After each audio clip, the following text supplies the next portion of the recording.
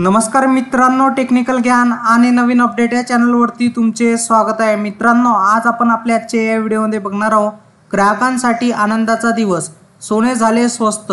मुंबई पुण्यातील 10 ग्रॅम सोन्याचा भाव काय असेल, चला तर जाणून घेऊया आपल्या आजच्या या व्हिडिओच्या माध्यमातून। मित्रांनो, सोने खरेदी करणाऱ्यांसाठी महत्त्वाची बातमी आहे। आज सोन्याच्या दरात बदल झालेला पाहायला मिळतोय। जाणून घ्या आजचे नवे दर काय असतील, चला तर बघूया। मित्रांनो, सोन्या चांदीच्या दरात सातत्याने चढ उतार होत असल्याचे चित्र पाहायला मिळत आहे। कधी सोन्याच्या दरात वाढ होते तर कधी घसरण पाहायला मिळत आहे। आज शनिवारी सोन्याच्या दरात घसरण झाल्याचे पाहायला मिळाले आहे, तर चांदीच्या दरातही घसरण झाली आहे। चला तर मग जाणून घेऊया काय आहे आजचे भाव, चला तर बघूया। मित्रांनो, आज 10 ग्रॅम 24 कॅरेट सोन्याची किंमत आज ₹71,750 असून मागील ट्रेडमध्ये या मौल्यवान धातूची किंमत ₹72,880 प्रति 10 ग्रॅमवर बंद झाली होती। तसेच बुलियन मार्केट या वेबसाईटनुसार चांदी ₹89,550 प्रति किलोने विकली जात आहे। मागील ट्रेडमध्ये चांदीची किंमत ₹91,930 प्रति किलो होती।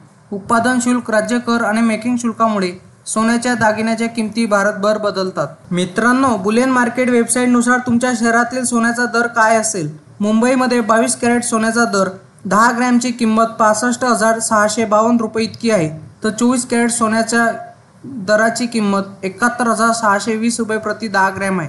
तर पुण्यामध्ये 22 कॅरेट सोन्याचा दर ₹65,652 22 कॅरेट आहे, तर 24 कॅरेट सोन्याचा दर ₹71,620 इतका आहे।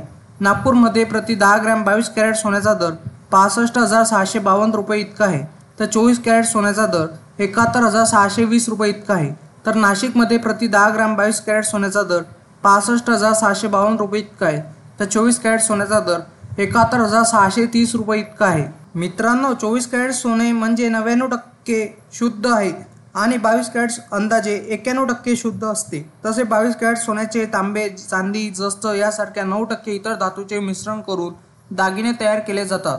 त्याचप्रमाणे 24 कॅरेट सोने शुद्ध असले तरी त्याचे दागिने बनवता येत नाही, त्यामुळे बहुतेक दुकानदार 22 कॅरेटमध्ये सोने विकतात। मित्रांनो, तुम्हाला असेच नवनवीन व्हिडिओ बघण्यासाठी तुम्ही आपल्या चॅनलला लाईक, शेअर अँड सबस्क्राईब करा। धन्यवाद।